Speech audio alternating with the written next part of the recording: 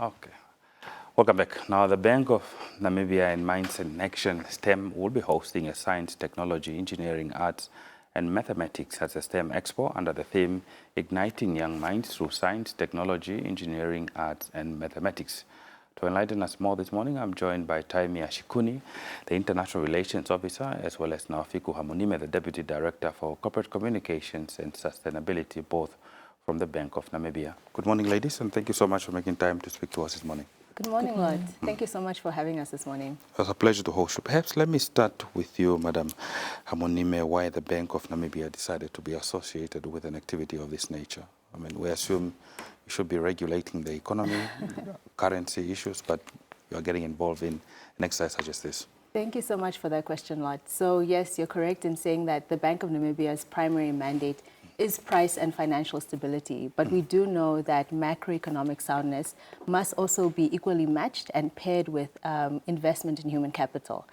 So we know that robotics, coding, engineering, these are really going to be the skills of the future and what will potentially transform the Namibian economy. However, we were quite concerned with the fact that we were seeing that many learners, especially those who are based in rural areas in peri-urban Namibia, were being quote-unquote left behind, so to speak, because they typically don't tend to have the resources to be exposed to these areas. So for Bank of Namibia, there was quite a passion and a drive to make sure that no one is essentially left behind. And so that's really how this STEAM project, which stands for Science, Technology, Engineering, Arts and Mathematics, really came about. And we managed to partner with Mindsinaction, which is an initiative that is backed by the Ministry of Education in order to reach out to learners in rural Namibia and in peri-urban areas in Namibia so that they can actually be capacitated in this area. So it's a project we've been running for about 3 years. We've managed to expose more than 700 Namibian learners across all 14 regions of Namibia to these skills, and something that we are very proud of at the bank. Thank you for that overview. Now, Taimi, let's talk about how STEM programs support Namibia's long-term economic and industrial growth. Some would assume that, again, Bank of Namibia wouldn't necessarily be leading focus or contributing towards industrialization. Perhaps you want to also take that one?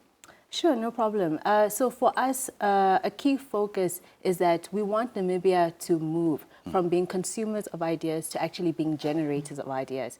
And something that our governor, Mr. Epson Wanguta, is very passionate about is always saying that innovation, this is the currency of the new economy and of the new world. So we want to make sure that Namibians are actually able to be generators of ideas, that they're capacitated when it comes to system thinking, when it comes to being entrepreneurs. And so being able to make sure that at an early age we are teaching these skills is really a key input into actually supporting Namibia's industrialization ambitions.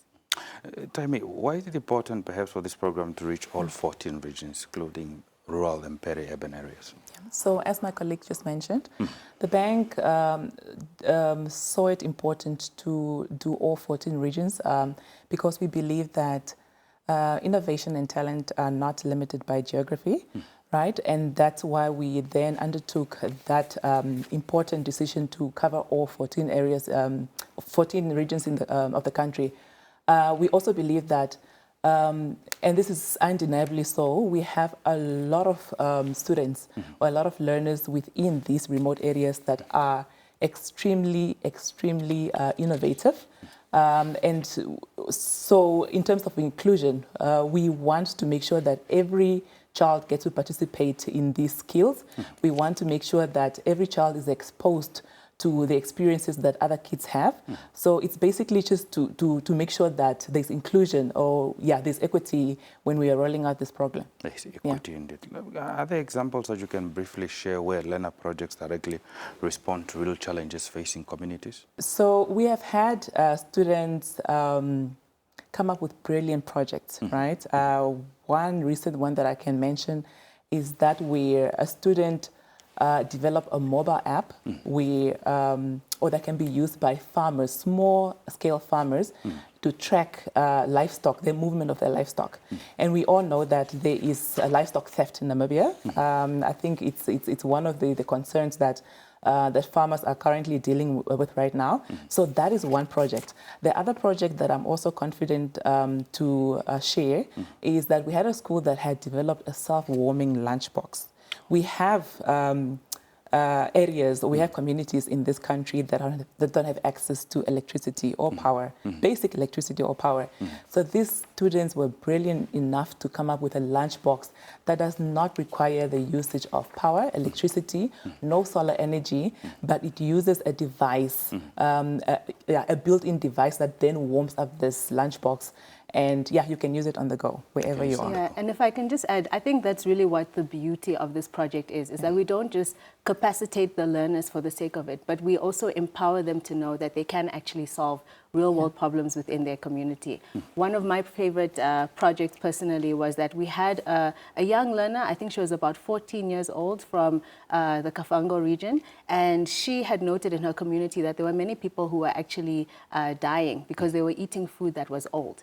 People weren't able to detect when food was actually poisonous. So she had developed a system where she could detect gas that's coming from the food in order to know whether or not it's contaminated or it's still safe to eat. And this is a young student. So it really just shows the innovation that young people are capable of when you capacitate them.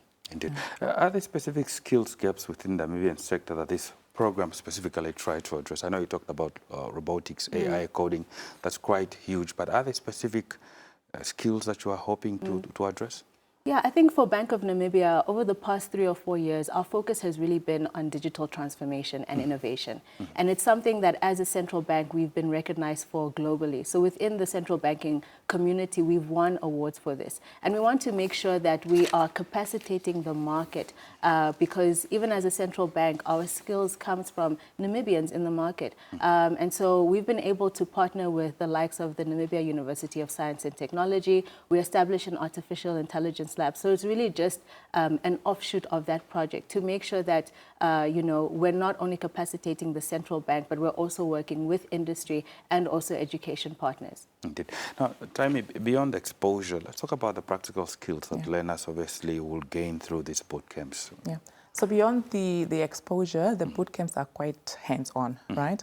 And through that experience, these learners they then pick up certain practical skills, so like decision-making, analytical thinking, critical thinking, problem-solving, but most importantly, they are also taught how to develop project development or project management, right? So in addition to the practical skills, these kids also pick up soft skills like communication, presentation skills, teamwork, because they are required to work in groups, right? So these are some of the skills that the kids are really picking up. And while they are developing these projects, right, we make it a point to inform them that they are not just developing these projects for the sake of developing something and leaving it there. We make it a point to tell them that some of these projects could be, or there's potential for them to be commercialized. So through that, they also gain entrepreneurial skills. So yeah, so those are some of the soft skills and the practical skills that these kids are picking up during this program. Okay. Yeah. Let's talk about how then all this program, you talked about that the idea is to include all 14 regions, the inclusion, that it promote inclusion, particularly perhaps for the girl child that we always talked about that has been left out, and learners especially from under-resourced schools. So yeah, inclusion has been at the core. This has been the core focus of this program. But like I said, the program basically is basically opened up to every child, be it female or male. But surprisingly enough, this year's Expo, the number of the girl child participating are way higher than the boy child. And through the Mindsinaction, through our consultations with the Mindsinaction, who's the service provider for STEAM, they have then noted that during the implementation of this program, they have picked up that the girl child have more practical skills than the boy child. And that is why during this Expo, the number of the girl child, I think, exceeds the boy child. But inclusion is the core focus for the program. We are deliberate, we are intentional in involving every child, be it man or female. Yeah. Indeed. Now, Naufiku, as we wrap up our conversation this morning, let's talk about, you talked about the guys talking about the Expo. This Expo, has it taken place already for this year? The boot camps, the details that are surrounding and the progress, and when will we know the outcomes of this process? Thank you so much for that question. So our Expo is actually going to be taking place this morning. We will be live streaming it across all of our social media pages. It's happening at 9 o'clock. So we really encourage all the viewers to tune in.